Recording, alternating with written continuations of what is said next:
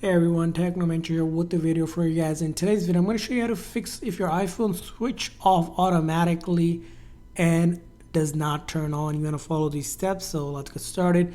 So if it's happening to you, first thing you're going to do is this troubleshooting step. You're going to quickly press and release volume up, volume down, and then hold on to this side button.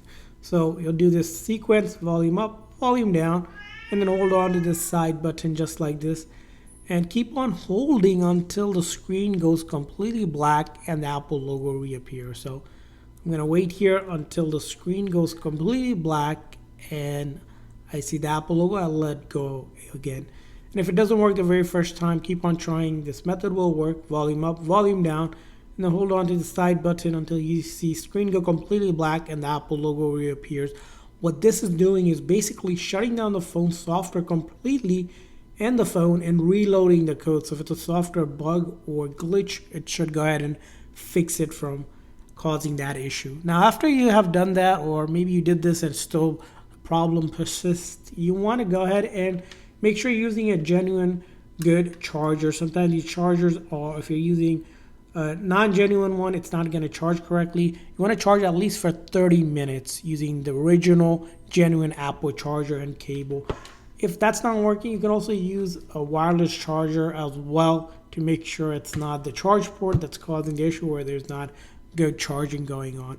Now, in any case, if you're able to get the phone to turn on, you should be able to also put it in recovery mode or connect it to your computer, or try to see if you can update the phone software by going into your settings, general software update. We want to update to the latest version because a previous update might have caused issues, and that should go ahead and fix it for you.